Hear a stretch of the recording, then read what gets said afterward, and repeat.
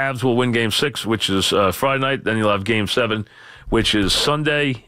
And then you have Thursday, Saturday, Monday for the other one. I don't know if the other one will go.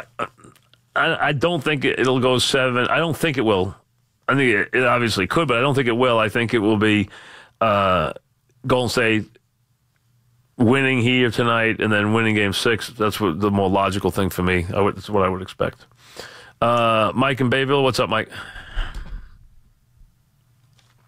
Mike going once, twice.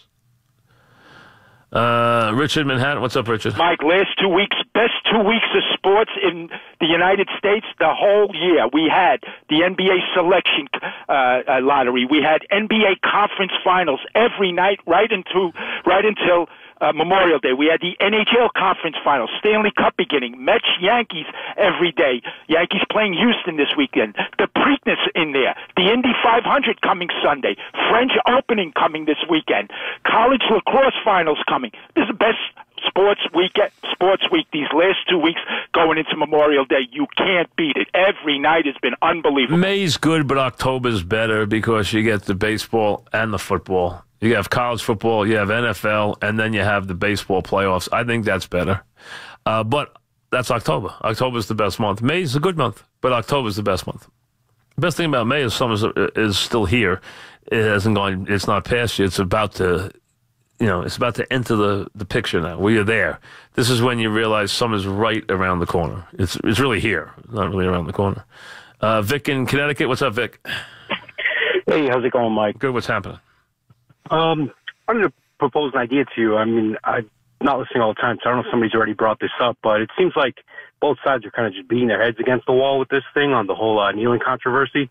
Why don't they work together and create some kind of initiative like the Play 60 for the kids, and obesity, and maybe use some of that airtime to promote equality, diversity, see, that's not, something like that. Listen, they can get together and do that anytime they want, but there should have been no discussion here in my mind. They just should have made a rule and enforced it. That should have been what should have happened here. I mean, the NFL just should have said, here's the rule, and this is what we're doing. And anyone who doesn't do it is going to be fined heavily. That's all. Fine, that's it. The NFL doesn't ask you questions about stuff, in the past. Don't ask any questions. Just say, hey, here's how it is, and that's it. And the players they're not going to cross it. If they did that, the players would never cross it. They never would. They would not in any way do anything against it. They might grumble, but they would absolutely toe the line. Not even a question. Alex in New Canaan, what's up, Alex? Hiya, Mike. How you doing? Good. What's up? I've got the Grand trade. I want to bounce off. You get your opinion, but I wanted to tell you. I called you yesterday. I told you that I called the Jets right away to come. I'm canceling tickets. They called me this morning. First asking me not to cancel it, and then saying that I was obligated, and it's tell me how I'm caught, which I'm not, because first it was an installment plan, and they only got one payment from me. The next one's due May 1st. That's why I'm canceling it. So I hope that the rest of my Jets fan brethren out there.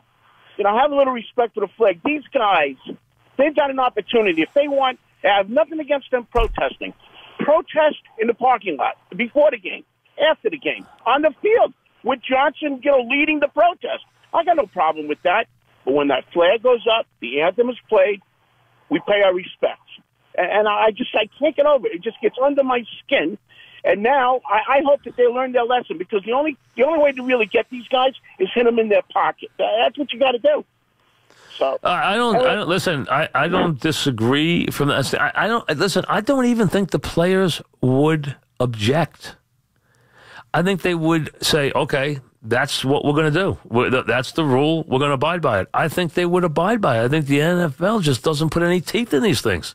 And then they take it out of they already had it in the manual. Now they take it out of the manual. And what they've done already, we got a show of hands, which they said they had every owner on board, which they didn't have. And now you've had two owners demonstrably get out, and you had two others rumbling about getting out. So you have San Francisco, which says, I never voted anyway because I didn't have enough knowledge on the subject, so I needed more information, so I haven't voted. He made that very clear. And then you have the case where the Jets and Johnson says, hey, you know what? We'll pay the fines. Any player that takes a knee, we'll pay it. So no problem for them. So now already you have a couple of teams where they're not on board, and we haven't even started yet. Chris in Jersey, what's up, Chris? Hey, Mike, thanks for having me. Yeah, what's happening? By the way. Thank you. I think an interesting issue here, Mike, is that the NFL is afraid to alienate the young black demographic. I think we can say that. And the reason is, I think that demographic is the lifeblood of the NFL, especially in suburban areas where many, let's face it, white mothers aren't even letting their kids play ball. If they alienate the young black demographic, Mike, exactly who will play football going forward, you know? I don't know that they can identify. First of all, they don't usually identify kids. If you're talking about that young, I mean, unless you're talking about a little older, they don't identify that kind of graphic that young. So from that standpoint, I don't see that as the issue. I think the NFL knows that a lot of different things have been bad for business. This has clearly been bad for business. They're now getting data that it was bad for business. You've heard other people say that, including people who investigated what was up with NFL properties, and supposedly their business was off substantially for last year. I had numerous people write me, send me their tickets, send me things saying I didn't renew this for the first time in 30 years, I'm not going to the games, send me things that show that they didn't go to the games last year for the first time in 30 years, and it wasn't a couple of people, it was more than that. Lou in West Babylon, what's up, Lou? Hey, Mike, how are you? Good, what's up? Mike, in lieu of the penalties and the suspension, why doesn't the NFL just put the American flag on their uniform and let these players hypocrite themselves? If you're not going to stand for the American flag, well, how could you dare wear the flag on your uniform? And if you don't decide to wear the uniform, then you know what? You can't play. If you don't suit up, you don't play. I don't see it going there. I don't see it being.